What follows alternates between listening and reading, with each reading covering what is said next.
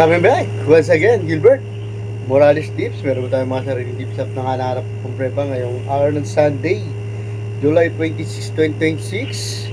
Fourth Racing Days. Timerdo ito mamunta naman sa Batangas. Hindi po muna itong programa ko po pinaprint. We have 9 races. At ang start time po ay alas 2 po tayo ng hapon ha. May dalawang set ng winner take all, dalawang set ng peak 5, isang set ng peak 6, peak 4, last DG plus 1, at last extra double event. Ang ganda po ng ating lineup. Ito na po yung dadaos ng Metro Turf, yung first leg. Prince Cup and King's Cup.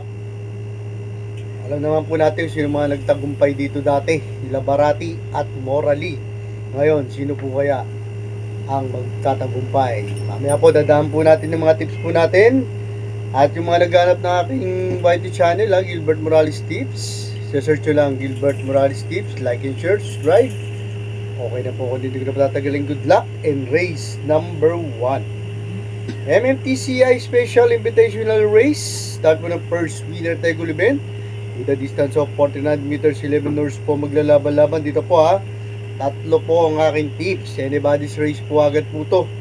Pampremera ko po dito. Tingin ko po ito yung makakasalida ng maayos, tapos makakasunod. Malaki panalo yung numero 9 na si At Legs. May 1.28.6 po to sa 49 meters.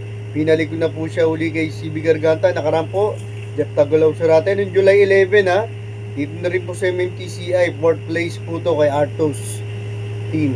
Ang panigunda, ito kabahay po ni Sir Melvin. Yung numero 1 si Barek na. Ito may 1.28.2 po to sa 49 meters. Gagabay po sa kanya si JB Bakaykay. Yung nakaraan po, 3rd place din po siya doon kala Artos team. Ang Panther Sheror Pandeado, ito magaling to pag Deado, kabahay ng mga Morales. Yung numero 2, veteran campaigner na si Caloocan Sap, may 1.29.6 po to sa 49 meters. Gagabay po sa kanya si JD King Flores. Let's move on po tayo sa race number 2. MMTCI Special Invitational Race po ulit. Start naman po ng first peak 5 event po ito with a distance of 49 meters. 9 hours po maglalaban-laban. Ito, i-recommenda ko naman po sa inyo na magdagdag po kayo dito. Anybody's race po to. Primero ko po dito, to change jockey na po. Ito, maka 2 kwartos lang po to. Babay po sila rito. Diado pa po. Yung numero 1, di bandera na si Ali Iyana. May 1.33.6 po to ha. Konting trivia lang po. Alam nyo pa kung sino tinatalo nito? Si Bad Boy MJ lang po. Gagabay po sa kanya si Jigel Paano noong June 24. Dito na rin po sa MMTCI. Pang-anim naman po to kala National Treasure. Ang panigunda, ito kabahay po ni Sir Willie Apan, Dirimate. Yung numero 4 na may yamado na si Barako Eagle. May 1.30 naman po to sa 49 meters. Gagabay po sa kanya si Jomel Lazaro. Noong June 27, dito na rin po sa MMTCI. 3rd place naman po to kala closing time. Ang Panther Sheror Pandeado, isang Dirimate. Kaya kinuha ko po ito. Binigay po kay Valentin Ramos de Lema. Yung numero 8 na si Super Hook. May 1.32.6 po ito sa 49 meters. Ang gagabay po sa kanya si Valentin Ramos de Lema nung nakaraan po kala closing time. Pang-anim naman po siya dumating po doon. Let's move on na po tayo sa race number 3. Field accommodating base class 4. Sorry for correction, class 7, division 19. Ito, isa sa mababang grupo naman po natin to. Tatlo po ang aking tips po rito. Pampremero ko po dito yung numero 2 na si Shadow of Sipokot. Ito may 1.29.2 po to sa 49 meters.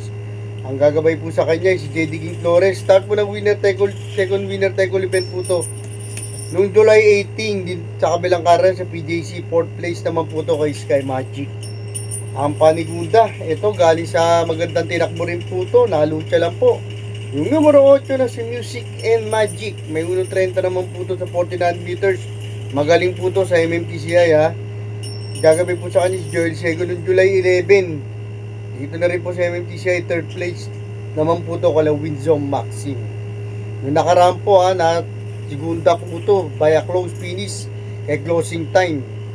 Ang Panther Sheror Pandeado, veteran campaigner, puting kabayo. Yung numero 4 na si Bisyo magserbisyo. May 1.32.4 puntos sa 49 meters. Gagabay po sa kanya si RC Shimasho noong July 19. Doon po sa kabilang karan sa PJC 4th place naman po to kila Lightning Bolt. Let's move on po tayo sa race number 4. 2026 MMTCI First Leg Prince Cup. Ito po isang main highlights po nila. 3-year-old imported horses. Local may join. Start po ng pick 6 event. With a distance of 49 meters, 6 horse po maglalaban-laban. Dito, baliktaran na lang po ako dito. Pares magaling po tinatakbo po nitong 3-year-old na to. Yung 6 and 2, 6 pang primera. Na si student, Regent. May 25.6 po to. Sa 49 meters, kaya pinang-primera ko po to. Ang galing po ng tinakbo na karampo nito sa mile race. 1.35 po. Napaka-fast track po nun. JB Hernandez po ang gagabay noong July 12. Sa MMTCI na rin po, panalo po to over Dame of Panya. 1.35 po inabot niya po doon. Ang galing. Parang spray ba rin ni every 4 years. Ang panigunda, undefeated doors, 5 sunod-sunod na panalo. Tingin ko po mga yamado rito yung numero 2 na si Otto Cruz. May 1.24.2 naman po sa 49 meters. Gagabay po sa kanya si Patricio Ramos Dilema. Noong May 16, dito na rin po sa MMTCI. Panalo po to. 5th straight win kay Sexy Bomb. Let's move on na po tayo sa race number 5. MMTCI sponsored stake race. 4-year imported horses. Local may join. Second pick 5 event pila to. Mile race po tayo. 8 po maglalaban-laban dito. 2 na lang po ang aking tips. Pang-primero ko po dito. Mayamado po rito. Undefeated doors din po yung numero 2 na si Valentine Party. Ito, kabahay po ni Sir Lamberto Almeida po to. Makapagaling po nito. Yung preba niya pong pangalawang panalo niya sa 1200 meters, gumawang prebang napaka-impresibo. 1 minute and 9 seconds. JB Hernandez po ang gagabay noong July 17 sa kabilang karera sa PJC. Panalo nga po to over Grace Paul Gift. Ang panigunda ito, kung pangit po sasalidahin, may kasi nagbibigay po ako ng deado po talaga. Or, nagbibigay ng magandang upset. Ito po, sama po natin ito. Ang deado natin yung numero 6 na si Rumored. Ito, may 1.39.8 po to sa distansyang mile. Gagabay po sa kanya si Legend Jackie JB Bakagay. Yung July 8, dito na rin po sa MMTCI, pang-5 po to, kala anytime, anywhere. Let's move on na po tayo sa race number 6, second main highlights po nila. Yung 2026 MMTCI First Leg Kings Cup. 4-year-old and above imported horses. Start po ng P4 event. The distance of 49 meters. 10 horse po maglalaban-laban. Ito, 3 po ang aking tips po rito. Anybody's race, magdagdag po tayo dito. Masingitan lang ng isang diado po to. Diado na po ang paratingan. Ang primera ko na rin po dito. Kabayan po ni Sir Garland. Kwadra ng mga Morales. Numero 2 na si Sherbet Fountain. May 1.38.6 po to sa 600 meters. Gagabay po sa kanya si Mark A. Alvarez yung June 28. Sa special race, panalo po to over Speed Runner. Nandito rin po yun. Number 1 po siya. Ang panigunta ito, impresibo yung panalo po nito no last run. Lumundag pa po ng hindi maganda po to sa starting kick, pero binandera na rin. Yung numero 3, tingin ko po dikit na yamado lang to na si Every 4 years. 1.35 po to sa distansya 1600 meters. Gagabay po sa kanya si Jeff Tagalaw sa ratin ng July 12 nga rin po. Dito na rin po sa MMTCI, impressive win over Resonant. Ang Panther Sheror, Pandeado. Ito, giant killer naman po to. Kwadra din po ng mga Morales. Magagaling po mga nakakalaban din po nito Yung numero 9 na si Miss Okala. Ito, tingin ko po mag-i-improve pa po takbo nito. Sama po natin to.